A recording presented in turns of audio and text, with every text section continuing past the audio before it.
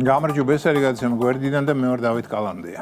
საერთაშორისო გამჭვირვალობა საქართველოს აღმასრულებელმა დირექტორკამ ეკა გიგაურმა არასამთავრობო სექტორის წარმომადგენლებთან გამართულ ერთობლივ ბრიფინგზე განაცხადა, რომ ჩვენ არ ვაპირებთ რუსული კანონებით ცხოვრება საქართველოში.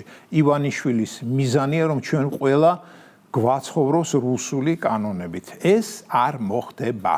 ეს განცხადება ეკა გიგაურმა ამერიკული კანონი ფარას ზუსტი ანალოგის ამოქმედებასთან დაკავშირებით გააკეთა. მოკლედ, მდიდარი NGO-ები ფარას ზუსტ ანალოგს კვლავ რუსულ კანონად მოიხსენიებენ და მის აღსრულებას აპროტესტებენ. რატომ აპროტესტებენ? იმიტომ რომ მათ, ანუ მდიდარ NGO-ებს არ სურთ გაასაჯაროონ საქართველოში თავიანთი ფინანსების ბრუნვა და რატომ არ უნდათ გაასაჯაროონ? ხომ შეიძლება ნორმალურ ადამიანს დაებადოს ჯანსაღი შეკითხვა, რატომ არ გინდათ თქვენ მდიდარო NGO-ებო გაასაჯაროოთ უცხოეთიდან შემოსული ფულის ტრიალი? ერთადერთი პასუხი, რაც თავში მომდის, იმიტომ არ უნდათ, რომ ის ფული არაკეთილსინდისიერ მიზნებს და რიგ შემთხვევაში ქვეყნის საზიანო საქმეებსაც ხმარდება. აბა სხვა რა მიზეზი შეიძლება იყოს? რამე სხვა მიზეზი ვინმეს თავში მოსდის?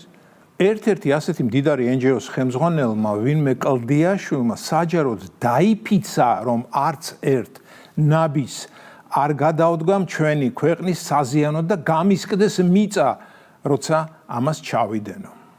ეს რო წავიკითხე, ჯერ ვიფიქრე, ფეიკია მეთქი. შეუძლებელია, რომ ზრდასრული ადამიანის პირიდან ასეთი ბავშვური ნარატივი ამოდიევდეს. მაგრამ თურმე მართლა უთქვამს. განსაკუთრებით მიწის გასკდომამ მოახდინა ჩემზე დიდი შთაბეჭდილება. ძალიან ძლიერი არგუმენტი იყო. ამიერიდან იურისპრუდენციაში, როდესაც ეჭვმიტანილი რამე ჩამჭრელ კითხვაზე უპასუხებს, რომ მიწა გამისკდეს არ ჩამიდენიაო და თუ ამ დროს მიწა მართლა არ გასკდა, უნდა ჩაითვალოს, რომ ის სიმართლეს ამბობს. საქმის წარმოებაც უნდა მორჩეს და მოპასუხეც შინ უნდა გაუშვან.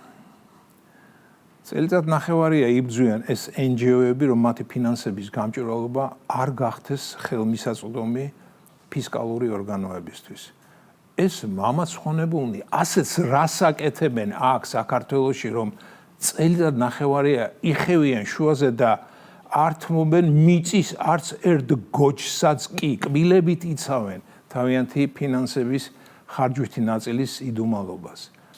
მე არ ვიცი, აქვს თუ არა დღევანდელ ხელისუფლებას ისეთი ტექნოლოგიები, რომ ამ NGO-ებში ფულის ტრიალი აღრიცხოს, მით უმეტეს ბიტკოინების, ანუ ელექტრონული ფულის ეპოქაში, როდესაც როგორც ამბობენ, ასეთი ფინანსების გზები სრულიად უკონტროლოა.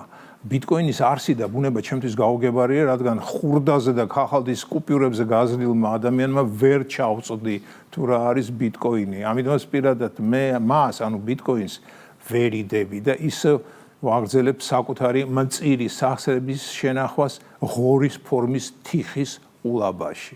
მაგრამ ეს სხვა თემაა. მოკლედ, დღევანდელ პირობებში, როდესაც მთელ მსოფლიოს ცეცხლი აქვს მოკიდებული, მიმაჩნია, რომ სახელმწიფომ აუცილებლად უნდა იცოდეს, თუ რაში ხარჯავს ნებისმიერი NGO უცხოეთიდან შემოსულ დაფინანსებას.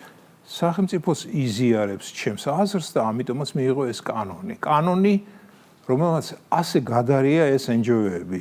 დიდად ვიმედოვნებ, ადრე თუ გვიან ამ NGO-ების მოღვაწეობის სრული ისტორია დაიდება და ზოგიერთის ამბავი ალბათ ბევრ მძაფრ სიუჟეტიან დეტექტივზე მეტად ჩახლართული იქნება.